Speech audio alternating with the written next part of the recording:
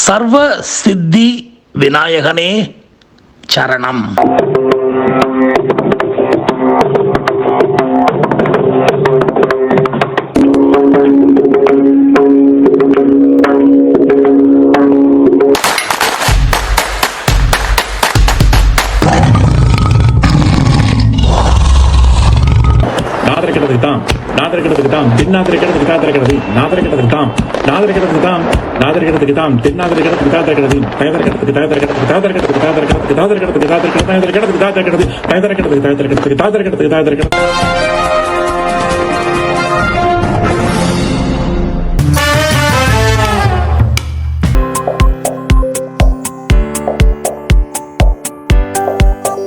வணக்கம் வணக்கம் வணக்கம்.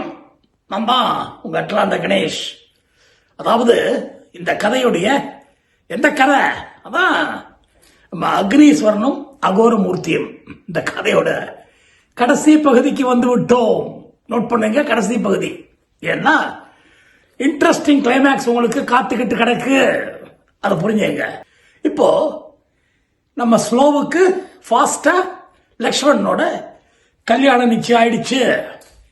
ரெண்டு பேரும் அன்பா, அவ ஸ்லோ அப்படின்னு கூப்பிட, அவ லட்சு அப்படின்னு கூப்பிட கேட்கறதுக்கே சந்தோஷமா இருக்கும்.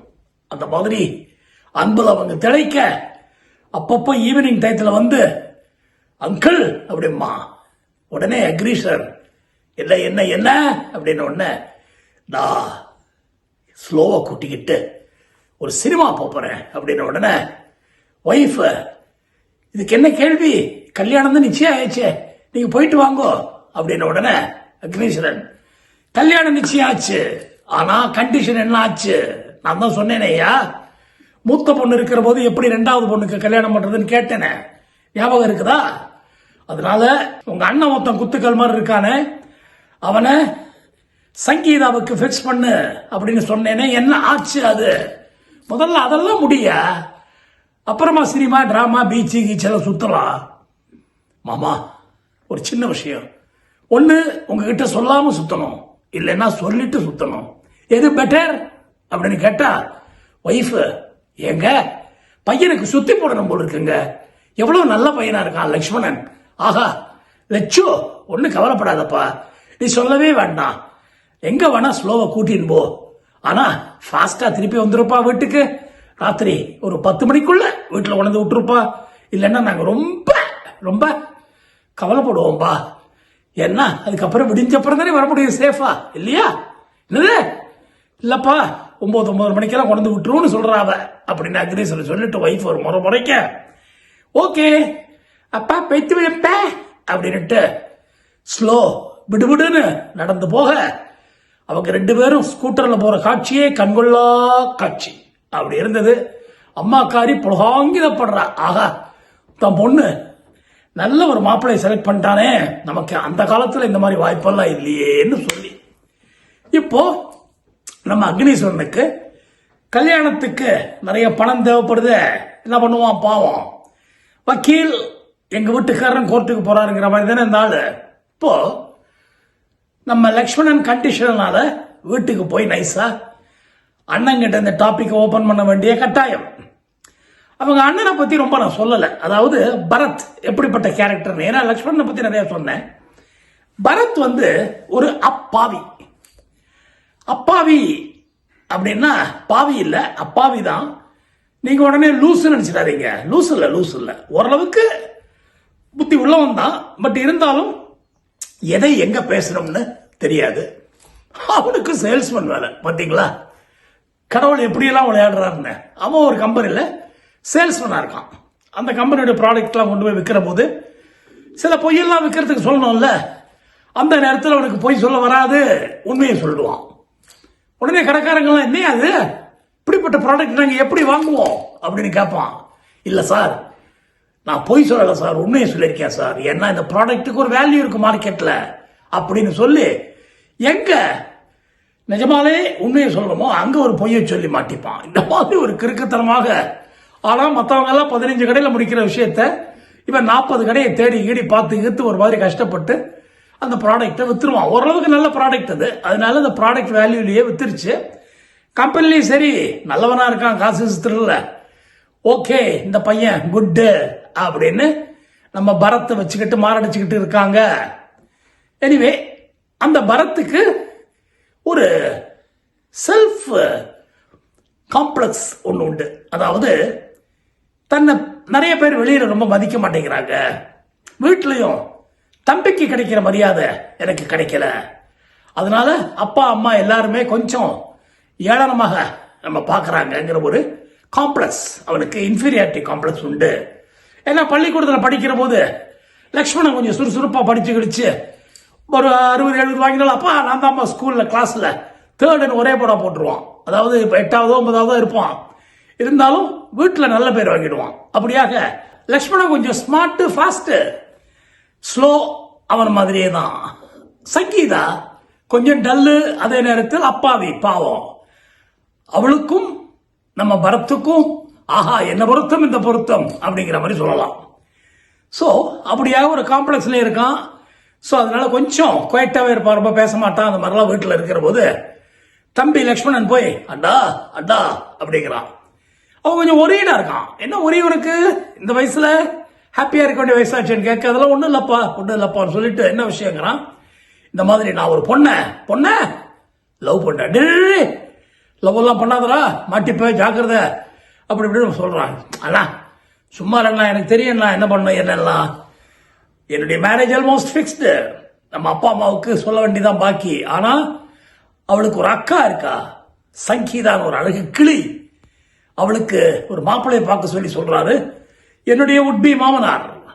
ஏன்னா அக்கா இருக்கிற போது எப்படி தங்கச்சிக்கு கல்யாணம் பண்றதுன்னு சொல்லிட்டு உனக்கா வேண்டி போட்டோஸ் எல்லாம் கொண்டு வந்திருக்கேன் பாரு அப்படின்னு அவன் ஏற்கனவே தன்னுடைய லவர் அவகிட்ட சொல்லி ஸ்லோட்ட அம்மா கிடுகிடுன்னு கொஞ்சம் அவங்க அக்காவை நல்ல மேக்கப் எல்லாம் போட்டு கொஞ்சம் பளிச்சுன்னு இருக்கா மாதிரி எப்படியாவது கேமராவை ஏமாத்தி நல்லபடியா காட்டி ஒரு 5-6 போட்டோ எடுத்துருமா, அதை எடுத்து கொடுத்தேன்னா எங்க அண்ணன்கிட்ட காட்டி அப்படி இப்படி அவரை ஓகே பண்ண வச்சிடுறேன், அப்புறம் எங்க அப்பா அம்மாட்ட ஈஸியா சொல்லி மாட்டிடலாம் அப்படிலாம் சொல்லி அவளும் தன்னுடைய கல்யாணம் சீக்கிரம் நடக்கணுங்கிற ஒரு ஆசையில ஸ்லோ வேகமா அக்காவை கன்வின்ஸ் பண்ணி மேக்கப் எல்லாம் போட்டு போட்டோ எல்லாம் எடுத்து இவங்க கையில கொடுக்க, அந்த போட்டோஸ் எல்லாம் இப்ப விளையாட ஆரம்பிக்குது.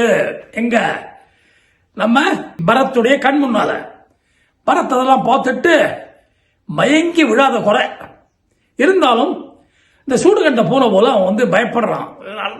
உடனே சொல்றான் லட்சுமணா, என்ன பரத் பயப்படுற, மேரேஜுக்கு அப்புறம் தான் பயப்படணும், முன்னாடி பயப்படக்கூடாது, முதல்ல தைரியமா கல்யாணத்தை பண்ணிக்க, அப்புறம் அவ படுத்துற பாட்டுல பயந்து நடுங்குவே, நீ கவலைப்படாத, நான் இருக்கேன் உனக்கு துணைக்கு அப்படிலாம் சொல்லி ஒரு மாதிரி சொல்ல, சரிடா எவ்வளவு சீக்கிரம் முடியுமோ அவ்வளவு சீக்கிரம் கல்யாணம் நடக்கிற வழியை பாரு, ஏன்னா நானே ஒரு டிரான்ஸ்பர் இல்லைனாக்க வேற ஏதாவது வேலையை பார்த்துக்கிட்டு பாம்பே கிம்பே டெல்லி அந்த பக்கம் போலான் இருக்கேன். என்னது, ஆமா மெட்ராஸ் போர் அடிச்சு போச்சு எனக்கு ஒரு காரணத்தை சொல்றான். அப்படியா அப்படின்னு சரி அப்படின்னு சொல்லிட்டு எல்லாம் ஓகே பண்ணி அண்ணனுக்கு பிடிச்சு போச்சு, வெரி குட் அப்படின்னுட்டு அப்பா அம்மா கிட்ட 2 பையங்களும் எங்களுக்கு பிடித்தது இந்த பெண்களை எல்லாம் சொல்ல, அவங்க அப்பாவும் அம்மாவும் கொஞ்சம் முதல்ல குதிக்கிறாங்க. நம்ம அந்தஸ்து என்ன, ஜாதி என்ன, அது என்ன, இதெல்லாம் வருது. பட் இருந்தாலும் பசங்க 2 பேரும் பிடிவாதமா இருக்கிறதுனால பாக்குறாங்க, சரி அவங்க லைஃப் நம்ம லைஃப் மாதிரி இல்லாம அவங்க லைஃப் வந்து சந்தோஷமா இருக்கட்டும், நம்மகிட்ட தான் பணம் ஓரளவுக்கு இருக்கு, ரொம்ப அந்தஸ்து அலைய வேணாம், நல்ல பெண்களா இருக்கணும்னு சொல்லிட்டு ஃபேமிலி எல்லாம் போய் பார்த்து பேசுறாங்க வைக்கிறாங்க. அவங்க ஒரு மாதிரி ஒரு சாதாரண ஃபேமிலி தான், ட்ரிப்ளிகேல இருக்காங்க நம்ம அக்னீஸ்வரன் ஃபேமிலி. எனிவே பிடிச்சு போயிடுது. அல்ல அக்னீஸ்வரன் வக்கீலாச்சே வளைச்சு போட்டுடுறாரு, கிளையண்ட்டை வளைக்கிற மாதிரி. அப்படியாக அகோரமூர்த்தியும் அக்னீஸ்வரனும் ஃப்ரெண்ட் ஆயிடுறாங்க. அப்படி இப்படி கல்யாணத்தை மட்டும் கொஞ்சம் நல்லபடியா நடத்தணும், நீங்க என்ன பண்ணுவீங்க இது பண்ணி எனக்கு தெரியாதுங்கிற மாதிரி ஒரே ஒரு கண்டிஷனை மட்டும் போட்டுட்டு அவங்க எல்லாம் இதாகி அடிக்கடி மீட் பண்ணி எல்லாம் பண்ணிக்கிட்டு இருக்காங்க. இப்போ அவருக்கு 2 பொண்ணுக்கு கல்யாணம். அக்னீஸ்வரனுக்கு பணம் தேவை. எவ்வளவு பணம், அட்லீஸ்ட் ஒரு 70-80 லட்சம் வேண்டாமா? ஏன்னா இந்த காலத்துல கல்யாணம் செலவெல்லாம் பயங்கரமா இருக்குது. எங்க போவார் பாவம், கையில ஏதோ ஒரு பொண்ணு கல்யாணம்னு ஒரு 5-6 லட்சம் வச்சிருக்காரு, அவ்வளவுதான் பாவம். சரி எவனாவது பணக்கார கிளையண்ட் 1-2 மாட்ட மாட்டானா அப்படிங்கிற போது அதிர்ஷ்டம் தேடி வருது. நம்ம அக்னீஸ்வரன் ஒரு அண்ணனும் தங்கச்சியும் வராங்க. வந்து அப்படியே சோகமா இருக்கா அந்த பெண்ணு. அண்ணங்கார வந்து, சார் எங்களுக்கு ஒரு உதவி வேணும் சார், ஒரு கேஸ் சார் அப்படின்னா. என்னப்பா கேஸு அப்படிங்கிற போது அந்த பொண்ணு முகத்தை போட்டுக்கிட்டு வேற பக்கமா உட்காந்துக்கிட்டு அண்ணங்கார சொல்றான், என் தங்கச்சிய ஒருத்தர் படத்தை காமிச்சு அதை காமிச்சு இதை காமிச்சு தொட்டுட்டா சார். உடனே அக்ரீஷன் எடுத்து தொட்டுட்டானா, தொட்டு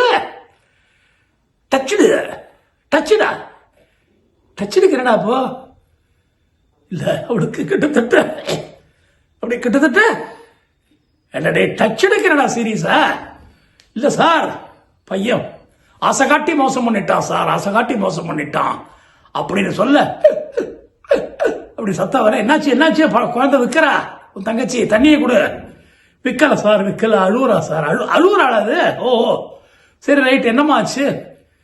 என்னுடைய கனவெல்லாம் செதஞ்சு போச்சு சார், செதஞ்சு போச்சு சார். கனவு தானே செஞ்சுது, மற்றபடி ஆஸ்பத்திரியில் போய் சதையிலே விடு, நான் இருக்கேன், விஷயத்த சொல்லு. இப்ப மொள்ள விஷயம் வெளியே வருது. அதாவது பையன் அடையாறுல இருக்காங்க, நல்ல வசதியான பையன், காரு பங்களா கிங்களா எல்லாம் இருக்குது. 2 பங்களா இருக்குது அவங்களுக்கு ஜோரா. அது தவிர காரு ஸ்கூட்டர் அது இது சேல்ஸ்மேனா வேலை செய்யறாரு. அவரு என் தங்கச்சியை ஏமாத்திட்டாரு அப்படின்னு உடனே அக்னீஸ்வரனுக்கு ஷாக்கு. ஐயோ என்னப்பா இது, எங்கேயோ கேட்ட மாதிரி இருக்கே இந்த பேரு பங்களா கிங்களா எல்லாம். 5 கிரவுண்ட்ல 2 வீட நம்ம நம்பி இருக்கிற போது அப்படின்னு சொல்லிட்டு இருந்தாலும் அவசரப்படாம விஷயத்தெல்லாம் கிரகிச்சுக்கிட்டு என்னன்னு கேட்க, என் தங்கச்சியோட பழகி ஏமாத்திட்டாருங்க, இப்ப என்ன பண்றதுன்னு தெரியல அப்படிங்கிற போது, ஓஹோ சரி ரைட், கேஸை நான் ஹேண்டில் பண்றேன். பட் 40-50 கோடி ப்ராப்பர்ட்டிலாம் சொல்றீங்களே, 2 வீடு அடையாறுல 5 கிரவுண்ட் தான் எவ்வளவு இருக்கும்? அடையங்க அப்பா. சோ குறைஞ்சது ஒரு 1 crore ஃபீஸ் ஆகும், மேலேயே ஆகும். வந்தப்புறம் பாக்கி வாங்கிக்கிறேன், பட் அட்வான்ஸா ஒரு 1 crore கொடுங்கன்னு சொல்ல, அவங்களும் ஏற்கனவே 2-3 பேர் ஆட்டை கட்டி போட்டு வச்சிருக்காங்க போல இருக்கு. அவங்க வந்து கொடுத்துட்டாங்க. உடனே சாயங்காலம் நம்ம ஸ்லோவை பார்க்கறதுக்கு இவன் வர, யாரு? லட்சுமணன். லட்சு என்னப்பா அண்ணங்கார ஆட்டம் பயங்கரமா போடுறான், விளையாட்டு பிள்ளையா இருப்பான் போல் இருக்கேங்க சொல்ல ஷாக் ஆயிடுறான் லட்சுமணன். சிச்சி என்ன சார் அவனும் போய், அவர் அப்பாவி சார். அப்பாவினா லூசுன்னு சொல்ல முடியாது சார், பட் அப்பாவி சார், இந்த மாதிரி விஷயத்துக்கெல்லாம் போக மாட்டான். நானாவது கொஞ்சம் யோசிப்பேன், அவன் யோசிக்க கூட மாட்டான், பாவம் சார். கொஞ்சம் அவனுக்கு வந்து காம்ப்ளெக்ஸ் கூட உண்டு சார். பட் இதெல்லாம் நீங்க சொல்றதெல்லாம் அநியாயமா இருக்கு, இல்ல ஏதோ நடந்திருக்கு அப்படின்னு சொல்ல, சரி நம்ம என்னன்னு பாப்போம்னு சொல்லி இவங்க 2 பேரும் அப்படியே நைஸா என்ன ஏதுன்னு பார்க்க, அப்பத்தான் தெரியுது அந்த அண்ணனும் தங்கச்சியும் ஒரு கடையை வச்சுக்கிட்டு வர கஸ்டமர்ஸ்ல யாரு பணக்காரங்களா இருக்காங்களோ அவங்களெல்லாம் அந்த பெண்ணு தன்னுடைய அழகை வச்சு மயக்கி, அண்ணங்கார அறிவு பலம் இதை வச்சு அவனை அடக்கி பணத்தை பிடுங்கிற கேஸ் அப்படின்னு. அப்ப பார்த்தாரு நம்ம அக்னீஸ்வரன், சரி நம்ம வழியில பணத்தை இவங்கள்ட்ட பிடுங்கி கல்யாணத்தை முடிச்சிட வேண்டியதுதான் அப்படின்னு சொல்லி மறுபடி போய் பையன் தன்னுடைய மாப்பிள்ளை வரப்போற மாப்பிள்ளை மோசமான ஆள் இல்ல, நல்ல ஆள் தான், இவனுங்க தான் சதி பண்ணி அவனை மிரட்டி பணம் பண்ணுங்க ட்ரை பண்றாங்கிறது புரியுது. சோ அண்ணங்கார ஏன்டா டெல்லி பக்கம் பாம்பே பக்கம் ஓட போறேன்னு சொன்னதுக்கு பயப்படுறான்னு லக்ஷ்மணனுக்கு புரியுது.